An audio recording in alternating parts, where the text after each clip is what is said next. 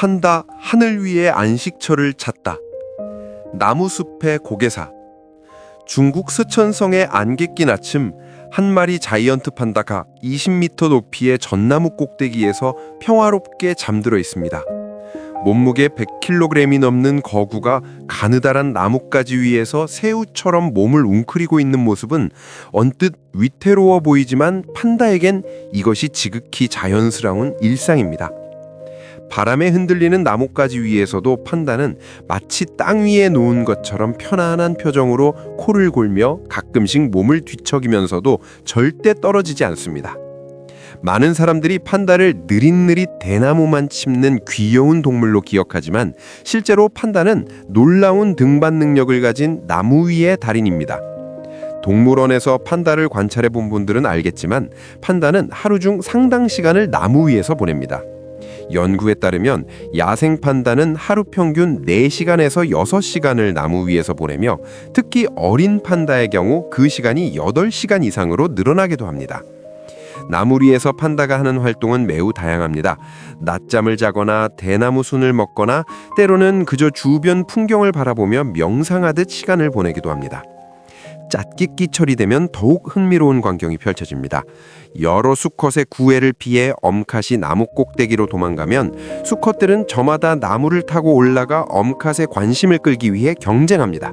이때 엄컷은 가장 민첩하고 강한 수컷을 선택합니다. 이는 나무 타기 능력이 판다의 생존과 번식에 얼마나 중요한지를 보여주는 대목입니다. 생존 본능이 새긴 기억. 판다가 나무 위를 선호하게 된 데는 오랜 진화의 역사가 담겨 있습니다. 약 200만 년 전부터 존재했던 판다의 조상들은 오늘날보다 훨씬 더 위험한 환경에서 살았습니다. 당시 중국 대륙에는 검치 호랑이, 거대한 하이에나, 그리고 무엇보다 무서운 포식자인 거대 곰들이 활보가 다녔습니다. 이들은 모두 판다보다 빠르고 공격적인 육식동물들이었습니다.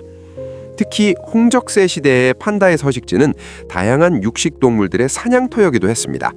묵직한 몸집에도 불구하고 판다는 초원직 동물이었고 성체가 되기 전에 어린 판다들은 특히 취약한 먹잇감이었습니다.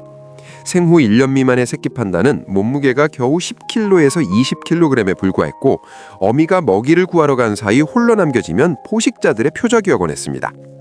생존을 위해 판다들은 선택을 해야 했습니다. 땅에서 포식자와 맞서 싸울 것인가, 아니면 그들이 쉽게 따라올 수 없는 곳으로 도망칠 것인가. 성체 판다도 검치 호랑이 같은 포식자 앞에서는 성산이 없었습니다. 힘으로는 대적할 수 없었지만 판다에겐 한 가지 장점이 있었습니다. 바로 나무를 탈 수 있다는 것이었습니다. 선택은 명확했습니다. 판다는 나무를 택했습니다. 검치 호랑이나 거대 하이에나는 덩치가 크고 무거워 나무 위까지 쫓아오기 어려웠습니다. 특히 판다가 선호하는 가늘고 높은 나무는 대형 포식자들이 올라가면 부러질 위험이 있었기 때문에 자연스럽게 판다만의 안전지대가 되었습니다. 수백만 년에 걸쳐 이러한 도피 본능이 판다의 DNA에 각인됐고 설령 현대의 주요 포식자들이 사라졌다 해도 나무 위로 올라가는 습관은 여전히 강하게 남아 있습니다. 중국 우렁 자연보호구역 연구팀이 관찰한 바에 따르면 어미 판다는 새끼가 생후 6개월이 되면 본격적으로 나무 타기를 가르치기 시작합니다. 마치 인간이 아이에게 수영을 가르치듯 어미는 새끼를 낮은 나뭇가지로 데려가 오르내리는 법을 반복적으로 훈련시킵니다. 심지어 야생에서 늑대나 표범을 만난 판다의 행동 패턴을 분석한 연구에 따르면 판다는 위협을 감지한 후 평균 8초 이내에 가장 가까운 나무를 향해 달려가기 시작한다고 합니다. 이는 조건 반사에 가까운 본능적 반응입니다. 흥미로운 점은 위협이 사라진 후에도 판다는 최소 30분 이상 나무 위에서 머물며 주변을 경계한다는 것입니다. 이는 포식자가 나무 아래에서 매복하고 있을 가능성을 고려한 신중한 생존 전략입니다.